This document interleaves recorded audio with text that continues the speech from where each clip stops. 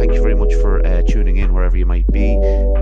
Thanks for listening last week. I normally have a guest to thank, but I did a solo episode last week, waffled on for about 45 minutes. It was probably longer than that, but it felt longer than that. But yeah, that was really a fun one to do, and I heard some nice feedback from it. So it's an interesting one if you want to think about, when have you ever been yourself, or who are you?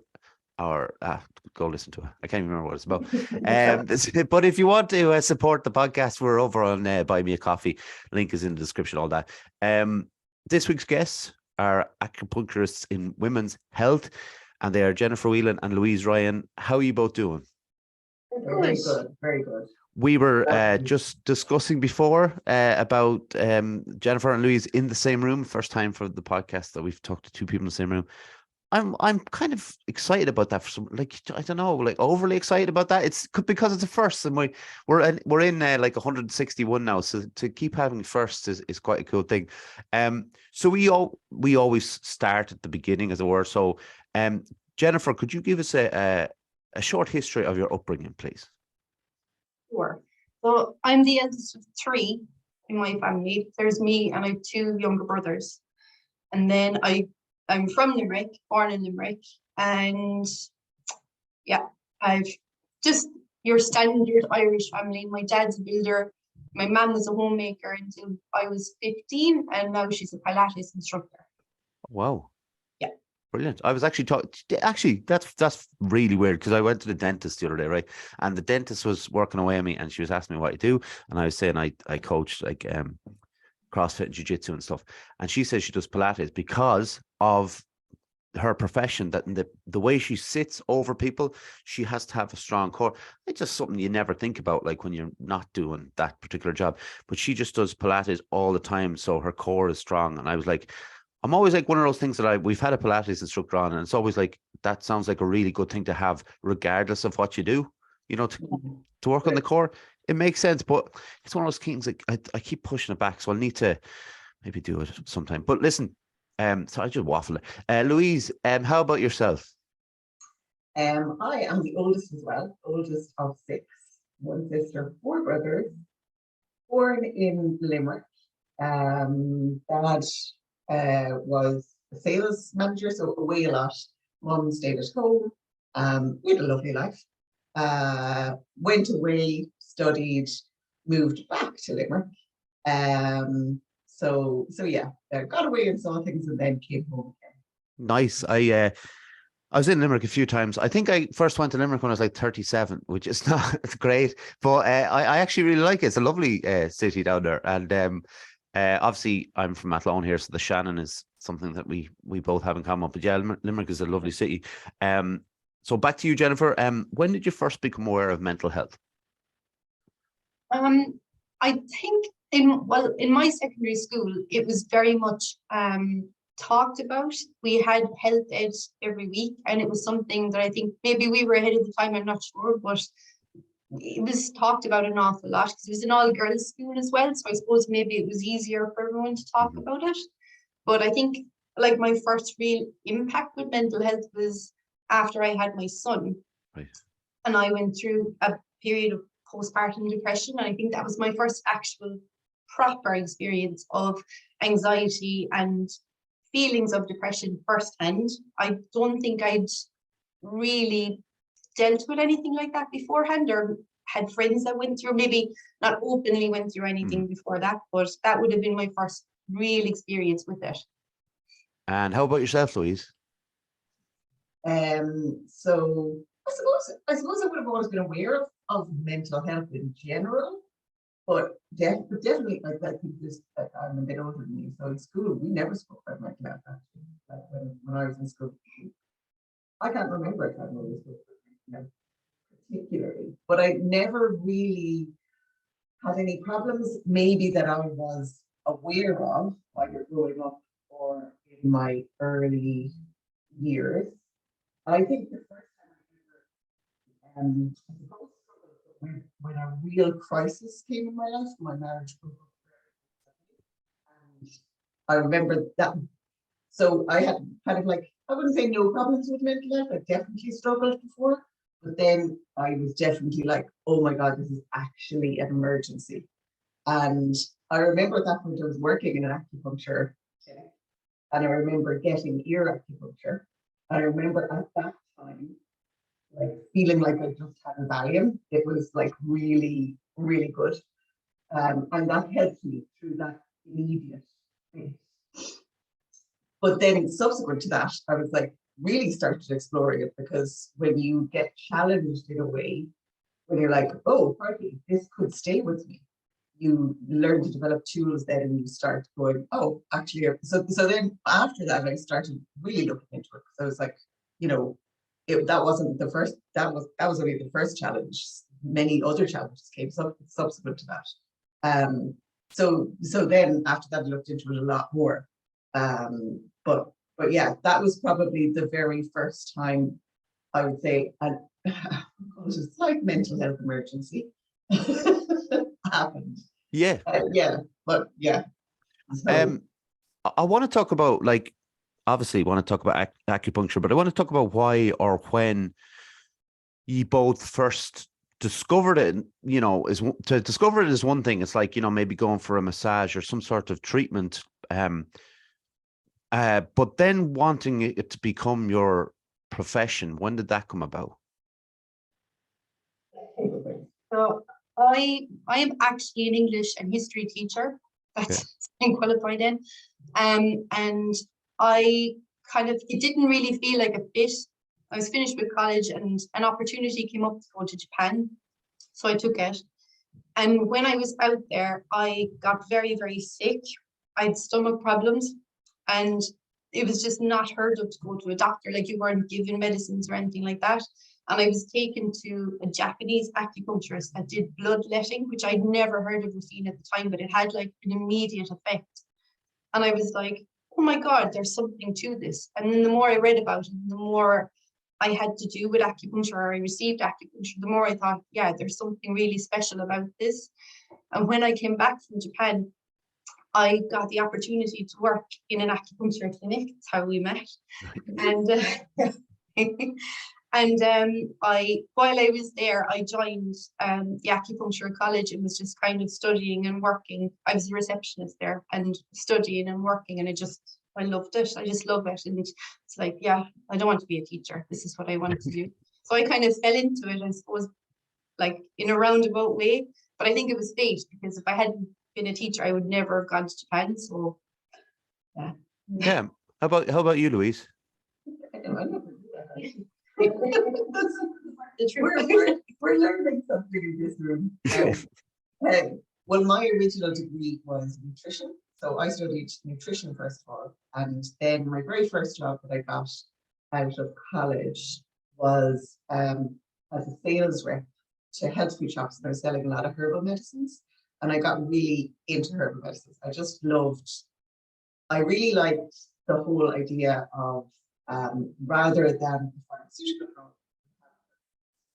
And very often they're based off the same thing anyway. They're just slightly different strengths and such. So I loved that. And then, yeah, anyway, I moved on from that job and ended up working in the pharmaceutical industry, which I liked for a while. It was more the nutrition end of the pharmaceutical industry, but I was kind of like, this is not really me. That herbal stuff was when I got into it. So then I started studying acupuncture at the weekends, and like alongside what I was doing, qualified, and very luckily in some ways got made redundant from my pharmaceutical job. So then I was able to have that little bridge to set up my own acupuncture practice, and then start learning Chinese herbs and take it from there. So yeah, it's kind of, I suppose it's related to what I originally studied. But yeah, I suppose alternative medicine might have been my calling from the start. What I like, you know, what I've been very lucky to kind of find doing this podcast is to meet and talk to people who are very passionate about the things they do, but also how the things they do help so many people. And Jennifer, you messaged me the other day. You mentioned about the idea of, you know, if there's fertility treatment, how people can come to you, and that's one side of it. But the other side that's kind of maybe not seen is the fact that you lend an ear to people who are struggling and give people that opportunity. Because when you sent me that message, I noticed that when I think of mental health, and I've been through stuff and people have been through stuff and they don't have the support or the ear, I think it's such an important part of it, and maybe something that people don't think about. For you, how is it being that person who can, and I don't mean this because I think Irish people, if I ask this to most people, they're like, oh, I don't want to answer this because I don't want to big myself up. But it is really important side of it, isn't it? Yeah, it's so important. I don't think people realize how lonely a fertility journey actually is.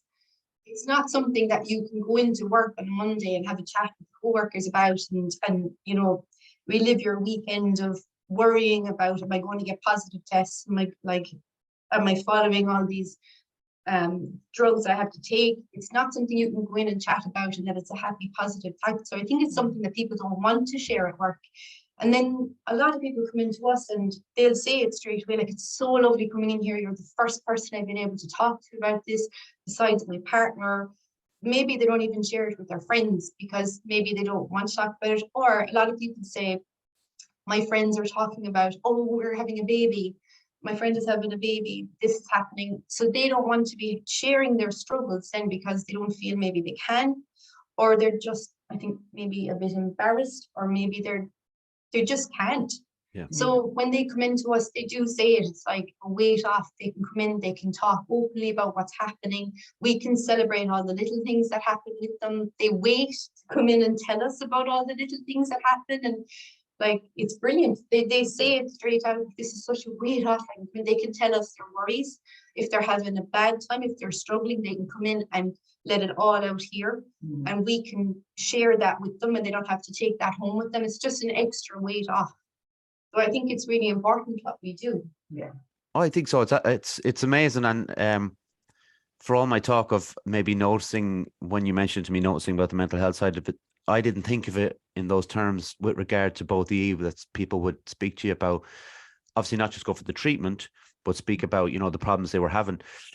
Louise, like, when you talk about Chinese herbs, what you studied, how did the two come together, the acupuncture and the herbs? So a number of ways. Say now I had somebody in this morning, right? And we want to do a couple of things in that person's body. So say, for instance, they have an irregular cycle or a difficult or painful cycle, something along those lines. That would be a common thing. We want to get blood flowing to their reproductive organs. We want to get the blood flowing in a very physical way better. So for anybody with pain, that would be the exact same thing that we do. You want to actually physically get the blood to the muscle or to the organ that is responsible for whatever it is we're doing in the body. But sometimes you actually need to take something internally, and that's far more important in women's health. So for instance, this particular lady, and this would be a picture for many, would have almost sticky blood. So like conditions like endometriosis, where you might have blood clotting, things like that. We want herbs or medicinals that can actually break that blood liquid, like, or all the world, like aspirin as a medicine. So it thins the blood. So we want to use herbs that do a similar thing. You probably couldn't do that exact thing with acupuncture. Even though you could, it would take a really, really long number of sessions. So the herbs would actually do that in a quicker time. So it's almost like you give the treatment and they take it away in a herbal form as well as what we're doing. So it's both the physical, working on the person, on the body, moving energy and chi and gases within the body, and then giving them something that will change something physically in their body, like the thickness of their blood almost. And herbs are really, really good for doing that. So particularly in women's health, I find, like, we would deal with a lot of pain, and that can be treated mostly without herbs. But for women's health, herbs end up being quite important, and they really do help. Right. I'm sure you've come. People have come to you about this idea, Jennifer, about the idea of they're a little bit worried about the needles as, you know, the treatment themselves. If there is someone listening to this and they're thinking that they'd love to give it a go, but like maybe that's what's holding them back, how would you calm their anxieties? Well, first of all, I think something that has given us a very bad name has been deep needle treatments, because people often go for deep needle treatments for pain and they find it quite painful. But our needles are significantly smaller than what they use for deep needle treatment. They're very flexible. And you might have slight discomfort with the needles going in, but it settles very fast. Generally, people fall asleep during our treatments, or anyone that we've had, well, I've had anyone that has come in and said, I don't like needles, they make me a bit squeamish, I'm afraid I don't like getting injections. They always say it afterwards, like, that was nothing. I can't believe I was worried about it. That didn't hurt. That was actually so lovely. It was one of the main things. And most of the time, like I do anyway, like I know you do too, I start off with points that I know are going to be really comfortable, that I know won't be an issue. So when the first one goes in and then they're like, oh, that was it. I'm like, yeah, that's it. And then they just calm and they're like, okay, it's not too bad. So because the worst is over then at that stage. But generally, it is really pain-free. There are certain points, obviously, in the body that are a bit more sensitive, but I would say give it a go. That's what I would say. And I think that's the thing about most of, maybe people who do treatments like acupuncture or massage and all those kind of things, because like you can't decide, you'll never be able to decide if you don't actually do it yourself, because people will tell you different things. Someone will say, oh, I didn't feel a thing, but then another person, like you said, Jennifer, there might be a point in the body that's a bit like more sensitive. They might have had that treatment, and then that treatment to them was a little bit more uncomfortable. So it's like going and doing it yourself and see how you get on. It makes more sense. I think there's something was very new to me, Louise, about acupuncture with regards to cosmetics. That was I always just thought acupuncture was to do with pain. So how does it work with the cosmetic side of things? Well, so on a very, very basic level, if you put a needle into the skin, almost one of the very first things that happens is the body perceives that as somewhat of an injury. So what it does is it brings collagen to the surface. So if you are doing that on the face, collagen is exactly what you want. It's the scaffolding of the whole structure of the face, and it brings plumpness, it brings blood flow, it brings everything like that. So if you stick a needle into the facial points, you will get a burst of collagen. And if you do that repeatedly, you'll get a collagen, which is exactly what you want. So that's one way. There's another way in which we have muscles in the face that either get too tight or too saggy. And there's also little motor points in those muscles. So if you put a needle in the right place, you'll correct that muscle. You'll unsag the saggy ones and untighten the tight ones. And that also helps with the structure of the face. And then, like, it's not very popular, you see it all the time, facial gua sha, which is like using these kind of jade stones. Okay, On the face, and facial cupping. So there's quite a number of other things.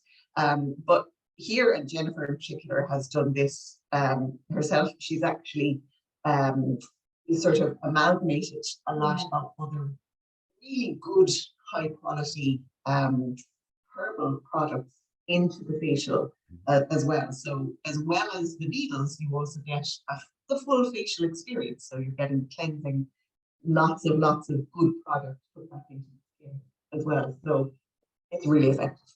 And essentially a more natural way of doing it rather than, pumping collagen in. Correct me if I'm wrong, but I think that's what they do, is it? But when they do the lip fillers and stuff like that, or is that a separate thing? It would be different. Yeah. It would okay. be different. Yeah. Well, I mean, no, I know the treatment would be different, but when they're doing that, when they're like, when they're filling the lips and stuff, are they injecting collagen or it's artificial? So okay, it's all right. not the same as the one that your body makes yourself. So Yeah. what your body makes yourself, your body needs, and what you're injecting, your skin doesn't necessarily need it. And when you're injecting your face with fillers and Botox and things like that, you're creating space there that your face isn't really going to always adapt to. Yeah. Whereas natural collagen, it's supposed to be there. So when you're like filling in lines and things like that, when your body produces the collagen, it's going to last longer. And when you do your next treatment, the body will react even quicker producing collagen. Whereas when you get Botox or you get fillers, it fades. And when that fades and it's gone, you're left with loose skin, you're left with loose, like above the muscle can be loose as well. And that's why people have to continually go back and get more fillers, more Botox, because they get this sag, because there's nothing holding it then once that's gone. So long term, it's actually far more beneficial to go down the natural route because your skin is just constantly replenishing and healing itself. If you go down Botox and filler route, it's a short-term solution because you have to age. It's just the way of life. Yeah. You may as well embrace it. And Absolutely. if you go naturally, at least you're preparing for it long term as well. Do you when someone is treated, whether it's, you know, for pain in their leg or, you know, if it's a cosmetic thing, or when you leave, because if, you know, if someone gets cupping, there might be the cup marks on the back or whatever, and you see it. Is there a visible trace of, because some people might be a little bit like concerned about that, like the immediate after effect of the acupuncture? Yeah, so we do a couple of different types of cosmetic acupuncture. We do a micro needling facial that Louise does, and I do generally just with the needle. So there's very little.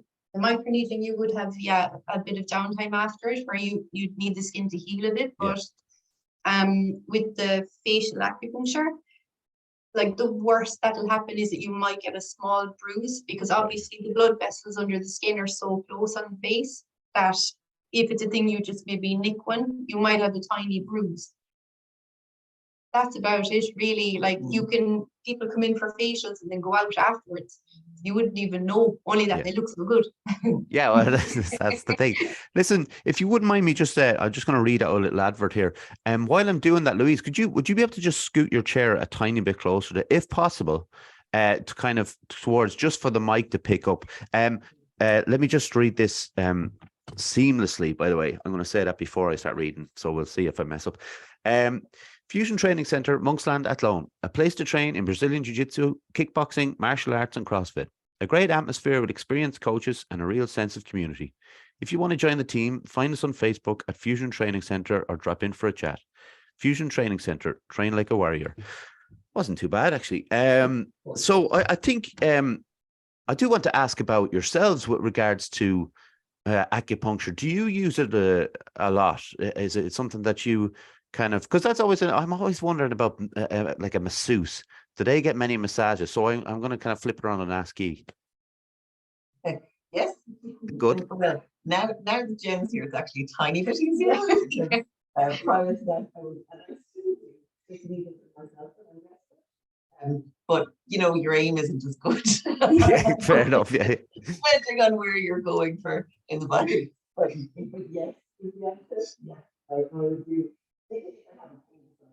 Or needle that, or massage it, or gua sha it. We use something called gua sha quite a lot. So the facial gua sha is one thing, body gua sha is another, which is really brilliant for getting out muscle stagnation and tightness. I would do that on myself, and I would ear acupuncture myself, and me. Yeah, but then we go to it's a lot easier. Yeah. And obviously, same goes for you. I'm guessing the same thing for you, Jennifer. Yeah. Yeah, I would say once a month at least, I would do a full body like treatment on myself. It's something you can do at home when you're watching Netflix. Like we can anyway. I wouldn't recommend if you haven't studied it to do it at home on your own. It's something we could definitely do at home anyway.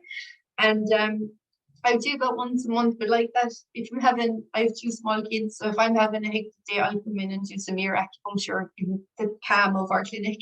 Yeah. And it's great. And then I'd say, especially since we started doing the skincare ranges, I think we're definitely, we definitely bring it home. Yeah, yeah. We've been that's very generous for ourselves. well, and rightly so though. Rightly so for what you do. And I also like having just read out the advert about gyms and sports and stuff. It's an interest to me.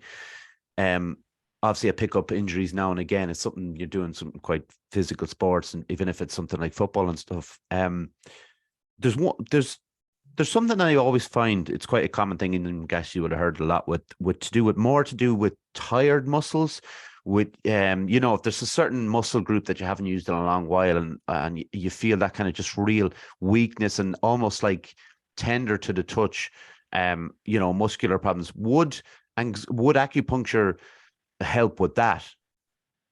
It would, Yeah. yeah. So you could do a number of things. So you could just, one of the things that acupuncture does really well is it's very, very basic, is helps to bring blood flow to the area of the body that you direct it to, right? So, and if you have a tired muscle and you increase the blood flow to it, it will perform better. You can also do things like, there's things like motor point needling, where you can actually, an electroacupuncture, where you can actually push the muscle fiber and get that muscle to work a little bit better if it's either inhibited or, if there's something out of balance there. So definitely, yes. Oh, that's great. Because do you know what? Like, it's funny when I'm talking to you now, I'm definitely going to get it. Like, don't have to try, because I say this all the time in the podcast, but I try to take something away from every episode. And somebody on who's speaking about a particular treatment they do, I'm like, well, I have to go and try it now so I can come back on the podcast and say it. So it's definitely something that I want to try now. There's a couple of things that I also want to talk about. I'm going to mess up this word, but this is directed towards you, Jennifer. You might do this as well, Louise. But what is tuina massage? Is that correct? Tuina massage. Okay, what is that? It's a type of Chinese massage, which is basically something that we use to supplement an acupuncture treatment. It's made to elongate muscles, but also to help relax tendons and ligaments as well. So it's particularly good for sports injuries, because, like I would say, if you do have an injury, you tend to carry it, not stretch it out. It's something we do in Ireland. We're very bad for stretching. Tuina is really good for that, because you have to physically stretch out the muscles and the tendons. So people do find it really good. It's great as well, like Louise was saying, if you have a tired muscle, like acupuncture is brilliant for bringing blood to the muscle, and then tuina just accentuates it afterwards, because you're spreading the blood then deliberately through the muscle as well. So people find it can be a bit sore, obviously, if your muscle is tender, but the results are really good then afterwards. I was when I was looking up what you do, like this, I couldn't believe the list of things. That was the kind of fascinating for me, including something like anxiety, which I suffer from quite badly at times, which can often lead to stuff like headaches, for instance, and many different things to do with men and women's health. With something like anxiety, though, is that like, how is, because I was trying to think, like, where do the needles go? Or maybe you could fill me in, Louise, with that one. So, taking the example of anxiety, if somebody came in and anxiety was their main complaint, probably the most likely place where the needles are going to go is the head and the ears. There's a whole system of acupuncture called auricular acupuncture. So it means you can actually treat every part of the body with the ear. But there's kind of a set of 4 or 5 points that I use very, very regularly. One of which is actually called tranquilizer point or valium point. That's the point that I was talking about earlier, that I get serious. I actually started slurring my words. I was really, really getting very stressed at the situation. But when I got this point, I genuinely just started slurring my words. It was like Valium or tranquilizer, whichever you want. So it has a quite profound effect.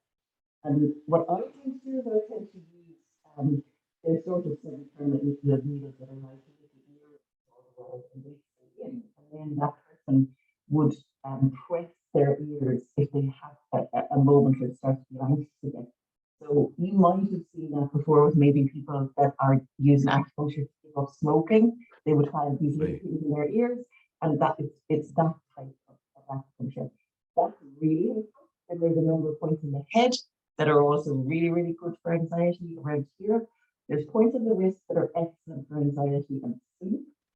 And very often you'll have somebody come in for anxiety. Always the first thing you do is we're having a proper chat. So you have a proper chat, then the needles will go in. Often the person's neck so that very often is they've had the chat, they've unloaded a little bit, and then they relax with all those needles.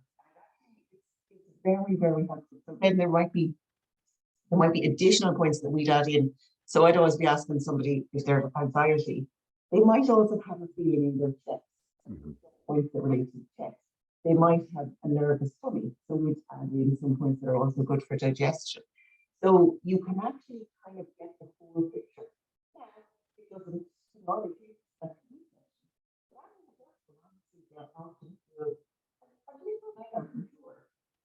so yeah, it's really actually very good for that. And what acupuncture tends to do is basically switches off your fight or flight nervous system, lets the body relax. And we do that relatively frequently then and treat them frequently. And eventually their body gets into the habit of being able to do that, and they can then start to learn to do that for themselves. Yeah, it's weird. You mentioned the chest. Chest was the thing I noticed very early on when I started suffering with anxiety. And then arms, there was the sensation that they almost, not quite pins and needles, but I suppose it's the best way as I can describe it, as a kind of a feeling of pins and needles down the arms and into the hands.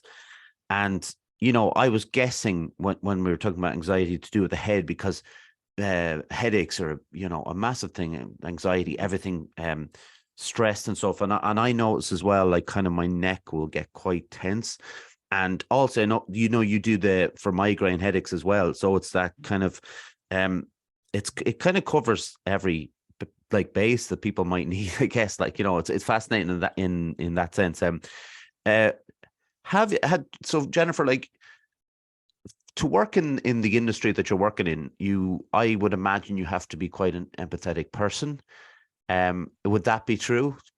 Yeah, I don't think you could work properly in this industry without having empathy, to be honest. Like you have to care about your patients, or you can do the process, but you won't get the same results, because at the end of the day, you're dealing with humans and human emotion. And people can realize and see if you're there for them or if you're there for some other reason. So I think, like, we get that a lot. People trust us. They know we're here for the right reason. They know that we care. Like, we follow up with patients. We remember our patients. Like, they mean a lot to us, and they know that. And that has a knock-on effect then as well with the treatments, because they're so comfortable with us. Like, you know, like, we see it so often. They come in, and like, we don't even burn that much stuff or diffusers or anything, but they come in and they go, they're instant, they're like, I love that smell. We talk about it all the time, and we're like, what is the smell?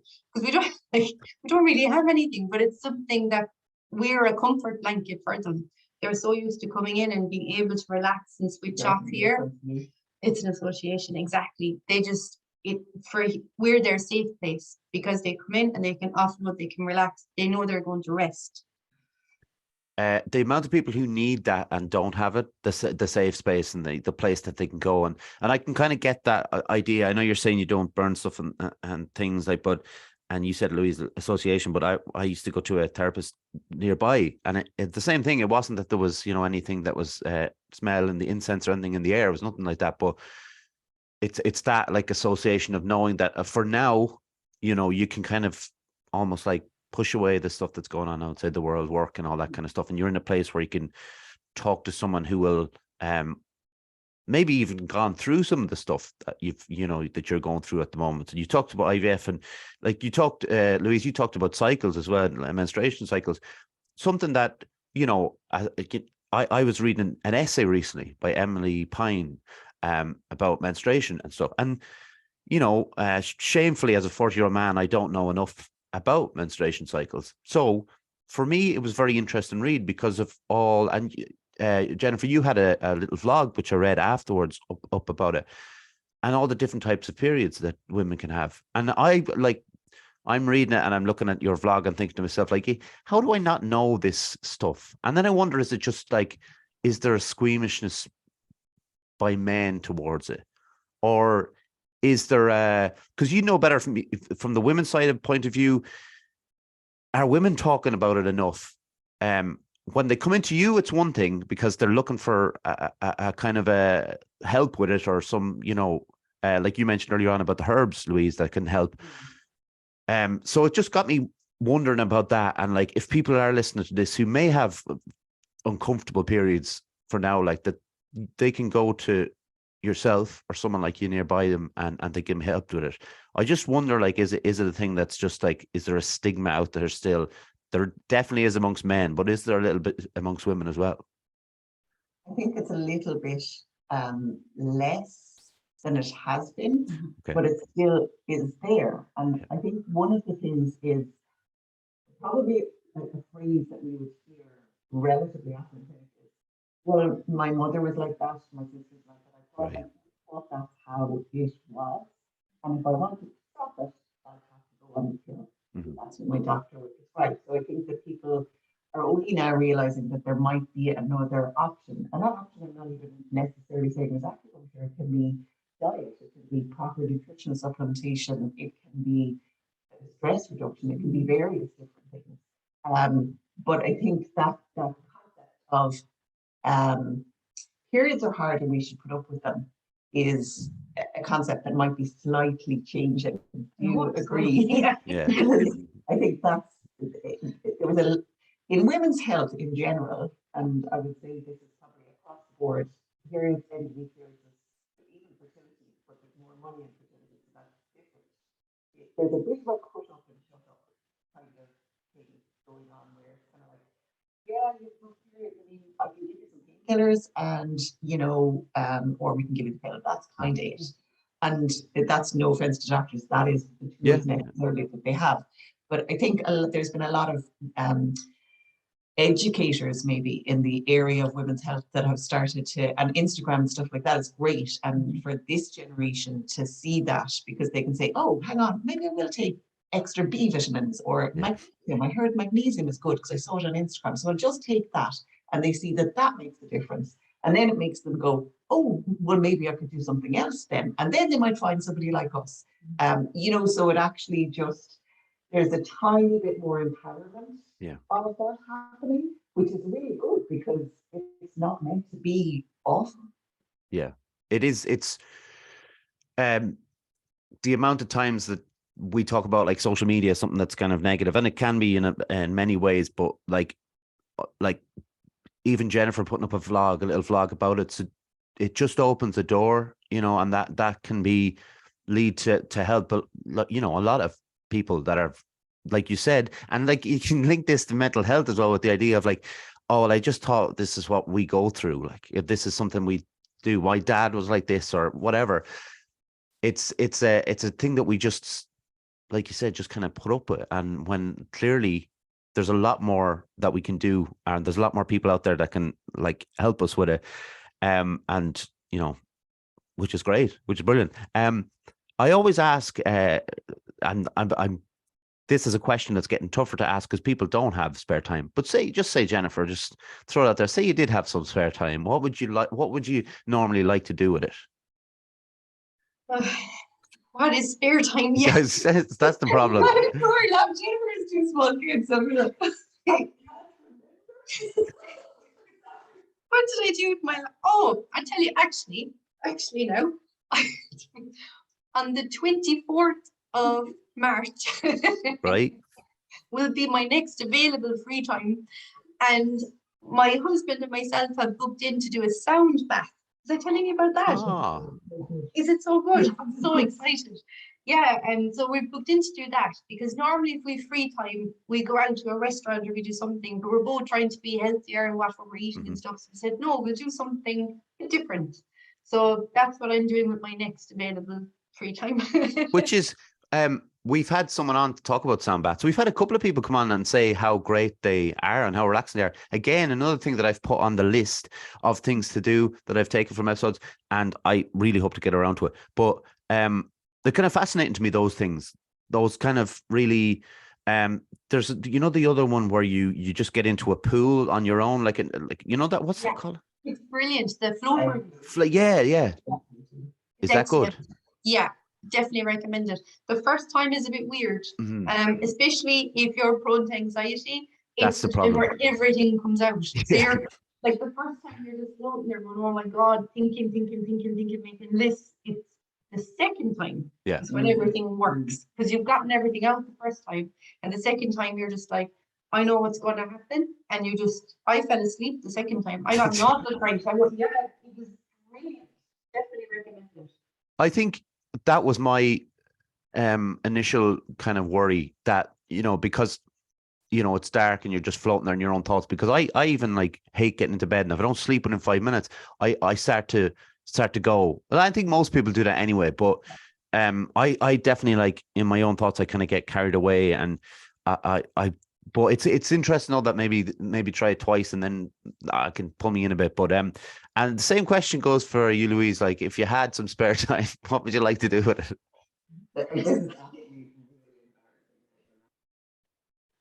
So myself and my daughter just got back from skiing holiday, so we had really, really great time. Nice. I'm determined to try and keep up some kind of exercise to keep the same thing. So after this, I do have to go. So I'm going to rollerblade down the. But no way! It's exactly the same. It's exactly the same muscles, and I've been doing this. I'm so glad you told me before you drove past inside. Can I just say, they're the two answers that I never would have guessed. A sound bath and rollerblading wouldn't have been top of the list. But to be honest, like, it's better than some of the answers, like watching films and stuff like that. I think that's a great two really, like, positive and great answers. Let's hope it goes well. Yeah, well, fingers crossed, and make like helmet, elbow guards, all that. You're smart. You're smart. Listen, no, like, one of the most important questions, like, where can people find you? Well, we're based in Castle Town Centre. Yep. Which is a big shopping centre. We're upstairs, which has become really a wellness centre now at this stage. We've got a chiropractor, there's a recovery centre, we've got a gym studio, hairdressers, beauticians. It's really become very much like a nice wellness area. Yeah. It's most people say it like it's actually a really nice place to go up and be. We're on Instagram, we're on Facebook occasionally, and we've got our website. You can call us. What's the website, just so we know it? .ie. Excellent. And I actually follow Cherry Blossom account on Instagram as well. If people can't find it, I always they can link it through that way. It's the best way of doing it and keeping up to date. And this is where I tend to find people on Instagram, and I was very lucky to find both of you to have this chat today. But to find out more about the process before getting to chat to you, and those little, like I say, the vlogs and stuff that you put up are hugely important. Obviously, like I say, a door into something that we weren't thinking about, because I just thought acupuncture was for injuries, and now I realize it's for many more things, and more important things, really. You've been fabulous guests today. I thank you so much for joining me. If you don't mind, because I have this little thing now that I started doing it with guests. So I close out the episode. I take a quick photo with you, just the screen, just the three of us on the screen here. And I keep saying, I make some sort of a thing on the wall here where I get all my guests. Cut myself out of each picture, by the way, because that starts to look a bit creepy if you got 160 versions of yourself. So give us 1 minute and we'll get the photo. Thank you so much. I have a couple more thanks to give out there. Thanks very much to John for his technical side of things that I can't do. Thanks to my mum and dad, granddad, John Calvin, reeling them out. We're subscribe on YouTube. We're on there. We're on Instagram, Facebook, and Twitter. We're kind of on Twitter. Apple, Spotify, Google Podcasts, etc. All the other ones. Obviously, very important to thank you to everybody for listening and for tuning in. It's always good to share some different experiences with people. Once again, Jennifer Louise, thank you very much. Thanks so much. And like the name of the podcast suggests, we'll be back next week. Take care. Bye.